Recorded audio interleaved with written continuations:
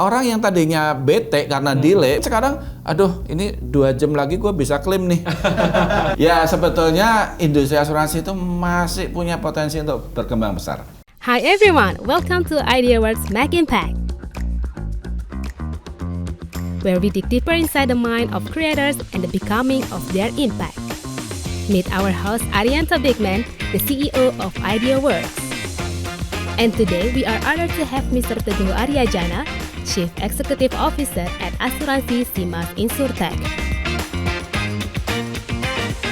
Basically kenal Pak Teguh udah cukup lama juga ya. Yeah. Belajar banyak dari Pak Teguh tentang asuransi, tentang segala macam hal lah. Nah tapi kenapa dan apa yang akhirnya menjerumuskan Pak Teguh ke asuransi nih? Boleh share dulu nggak? Nah, ini agak personal story sedikit ya. Jadi saya tuh bulan Juni merit nikah. Jadi perlu cari satu tantangan baru lah. Saya lihat di Kompas ada program manajemen trainee di Sinarmas Financial Service. Nah, masuklah apply di sana, dipanggil interview, dan kemudian baru tahu kalau ini penempatannya di asuransi, di industri asuransinya.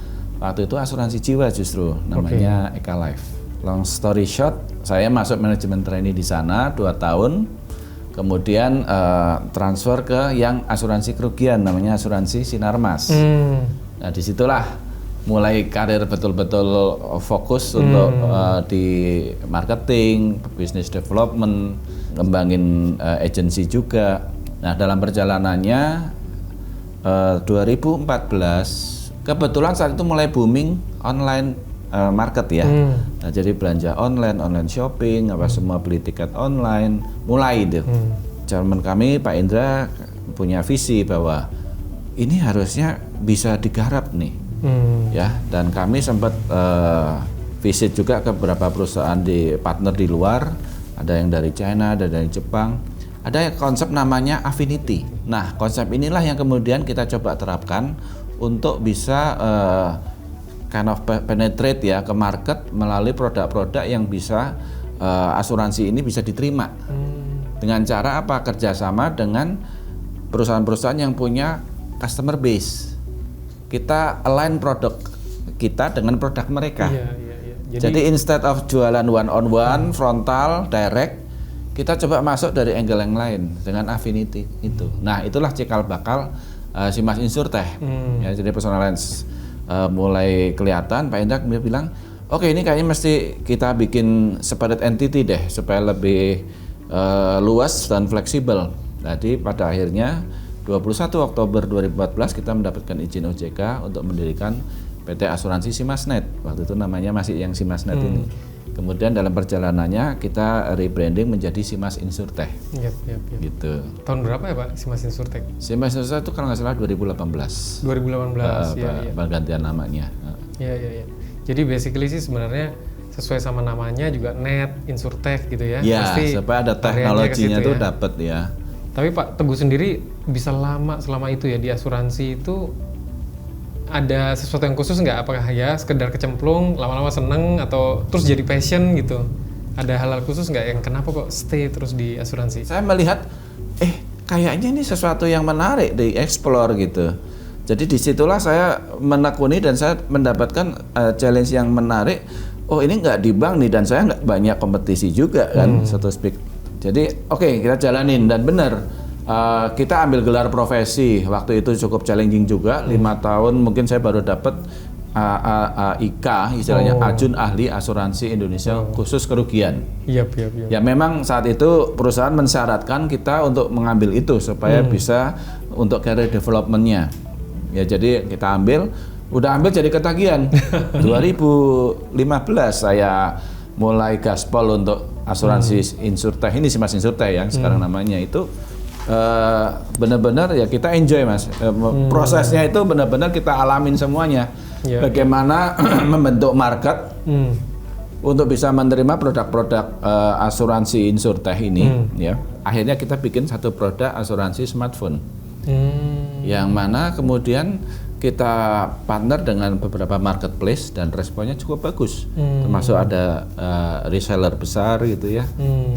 Nah ini kita mengcover accidental damage yang dimana garansi pabriknya nggak cover, tapi itu sering terjadi. Dari situ masuk lagi produk untuk travel. Ayo ya kalau udah senang terbang itu yang paling concern apa sih? Oh delay ternyata, atau bagasinya kenapa-napa gitu ya, hilang apa dikerjain orang. Nah kita bikinin produk khusus itu aja. Ternyata responnya bagus juga. Jadi asuransi khusus delay, Pak? Iya khusus delay. Jadi kita bikin produk itu yang cepat proses aplikasinya sampai terbit polis dan mudah dimengerti, ya. Tapi fungsi protectionnya tetap ada, dan itu terdeliver dengan satu service level, terlindungi dengan baik gitu. Misalnya kalau klaim nggak ribet, kalau klaim ya udah nggak usah debat dulu deh. Kita klaim ya sesuai kriterianya seperti ini, klaimnya ini, ya udah settle gitu proses klaimnya. Gitu. Jadi in terms of istilah net tech ini lebih ke arah yang maksudnya cepat ya kan, bisa diakses. Gitu. Jadi tagline kami memang cepat, mudah, terlindungi. Cepat, mudah, terlindungi. Iya. Oke, keren. Ya. Karena apa? Cepat karena pakai teknologi, biar mudah, user experience-nya dapat, orang nyaman, nggak kayak direpotin gitu kan. Dan terlindungi, fungsi sejatinya dari asuransi tetap harus ada, protection. Gitu. Selain itu ada produk apa lagi nih Pak yang jadi andalan nih? Maksudnya penerimaan pasarnya bagus.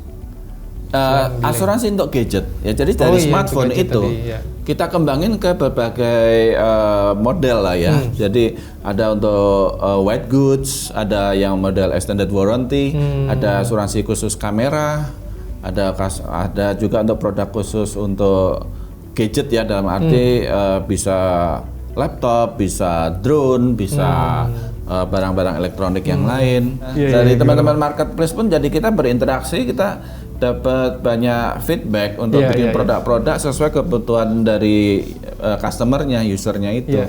Jadi misalnya ada produk yang ada resiko kalau pakai misalnya kayak skincare.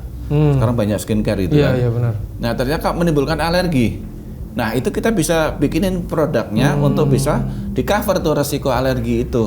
Untuk misalnya biaya ke dokternya atau beli obatnya. Jadi produk ini harus enhance dengan produk yang kita join. Nah saya sering sepedahan nih Pak, senang sepedahan. Ada nggak Pak yang untuk ini nih?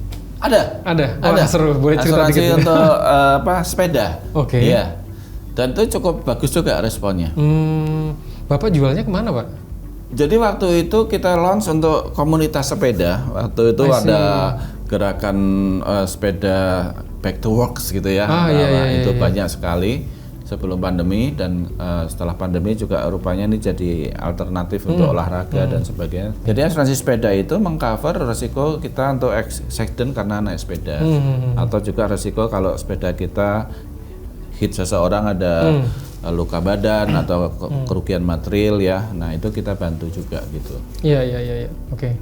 Tapi kira-kira ada ini nggak Pak? Maksudnya sebenarnya apa pentingnya asuransi, value dan benefit yang mungkin orang-orang Indonesia ini masih belum aware gitu Pak? Gitu. Ya sebetulnya namanya resiko, semua orang itu harusnya aware. Cuman gimana edukasi dan literasinya bisa dilakukan. Nah untuk generasi sekarang itu seharusnya lebih mudah. Teknologi berkembang, OJK pun juga sudah sadar ada perubahan-perubahan dari sisi financial service, terutama di sisi teknologinya. Produk-produk yang kita coba deliver ini kita partneran kan sama fintech, sama marketplace ya. Nah, jadi kita dapat masukan nih, beli asuransi itu bisa lebih banyak akseptasinya, maksudnya tidak banyak resisten dengan kata lain. Pada saat mereka memang membutuhkan, saat check out belanja online, entah itu beli tiket atau beli gadget, itulah saat yang tepat. Edukasinya dapat, experience-nya dapat, gitu loh. Ya udah, kamu lagi mau traveling, beli tiket. Kalau delay, kamu kira-kira seneng nggak? Yang kan nggak kan? Orang yang tadinya bete karena delay bisa marah-marah atau lempar kursi kalau kita lihat di televisi, itu mungkin sekarang, aduh ini 2 jam lagi gue bisa klaim nih. Malah ditungguin, dilamain gitu ya. Ekspektasi ya. Supaya dapat kompensasi gitu dari asuransi. Jadi akan timbul alert kalau itu benar flight itu delay dari yang schedule seharusnya. Mereka akan otomatis akan kirim notifikasi ke customer dari nomor HP yang udah kita record. Jadi nggak pakai ribet ya Pak? Nggak pakai apply, auto notification-nya udah jalan. langsung settlement. Inilah yang bikin orang convenience kan, jadi nggak ada ribetnya, experience-nya dapat, seneng, dan itu akan besok-besok dia tahu pakai delay aja. Selain itu Pak, maksudnya traveling dan apa segala macam, ada tren apa lagi nggak yang Bapak lihat nih untuk asuransi? Mungkin produk asuransi saya percaya akan terus berkembang, apalagi teknologinya semakin bisa diaplikasikan. Terutama misalnya contoh AI ya. Ini AI, kita sedang pelajari bagaimana AI ini bisa membantu untuk di produk-produk asuransi kesehatan, misalnya untuk diagnosis. Laporan dokternya begini, ada scan, baca, kesimpulannya ini cover atau enggak, atau di pengecualian atau apa gitu kan. Atau assessment yang sejak awal. AI ini juga banyak misalnya untuk mendetek atau menaksir kerugian dari misalnya asuransi mobil. Kalau penyoknya di panel sebelah sini kira-kira berapa sih harganya? Nah, ini bisnis proses untuk ini bisa kita persingkat dan akurasinya tetap dijaga. Jadi teknologi tidak cuma di front end tapi di back end pun harus disupport. Gitu kuncinya. Nah, itu AI udah mulai dikembangin kalau di tempat Bapak? Kita udah pelajarin, memang belum kita launch atau bikin promosi yang besar ya, tapi kita udah pelajarin mana sih yang cocok. Bahkan nih ada juga teknologi beberapa vendor sempat diskusi sama kita untuk membuat semacam user based insurance. Misalnya kalau mobilnya jalan, asuransinya juga jalan, tapi mobilnya berhenti, asuransinya berhenti. Wah, hebat banget gitu. Jadi nggak lihat periode. Jadi berdasarkan kilometernya mungkin. Wah, hebat banget ya. Ya kalau mobil listrik aja per cas per kilometer ya, nggak pakai liter gitu kan. Oke. Ini yang kita pelajarin sambil tentu kita juga koordinasi dengan regulator bagaimana peraturannya. Jadi user based insurance ini kayaknya akan jadi tren yang bagus. Ya nggak cuma asuransi mobil, misalnya kita kesehatan, asuransi mungkin untuk jogging gitu. Ya, kita tinggal connect sama IoT istilahnya kan ya, smartwatch-nya itu. Ini bisa nih, lagi running dari jam sekian, insuransinya efektif gitu. Jadi tinggal kayak beli pulsa aja, dipakainya kapan, tinggal berapa gitu. Nah, advice Pak buat orang-orang yang mau masuk ke industri asuransi? Ya, sebetulnya industri asuransi itu masih punya potensi untuk berkembang besar. Dari sisi inovasi, dari sisi customer-nya sendiri, itu penetrasi asuransi kita tuh jauh masih rendah. Artinya peluang masih besar. Tinggal bagaimana kita fit in antara produk dan kebutuhan. Dan gimana kita create ekosistem yang bisa membuat industri ini tumbuh. Contoh kami bisa tumbuh karena kita ada di ekosistem. Saya nggak jualan online cuman nambang di website atau di sosmed. Tapi saya harus kolaborasi sama partner. Strategic partnership dengan siapa? Dengan marketplace, online travel, fintech, digital banking. Jadi semua pelaku e-commerce itu adalah potensi sebetulnya. Ini baru ngomong e-commerce ya, belum di luar belum itu yang gitu lain, loh. Ya. Seru banget sebenarnya jadi Pak ya. Kalau misalnya orang tuh bisa adaptif dan juga ngelihat ya future-nya bakal kemana, dia bisa. Karena inovasi masih jalan terus dan profesi industri asuransi termasuk langka sekarang. Karena ya historically kurang atraktif ya, tapi sekarang sudah semakin orang banyak gitu ngelihat. Oh, bisa juga ya saya punya karir di sini. Bisa banget. Dan di luar negeri itu ternyata dihargai banget. Wah, seru-seru. Thank you banget Pak Teguh. Sama-sama Pak Ari. Jadi basically sih sebenarnya hari ini kita mungkin belajar apa pentingnya asuransi. Apa saja kiat kalau misalnya katakanlah kita mau masuk ke industri asuransi Pak. Saya rasa sih sebenarnya yang kita bisa pelajarin adalah banyak ide-idenya Pak Teguh ini berasal dari apa ya, mungkin momen kecil gitu ya.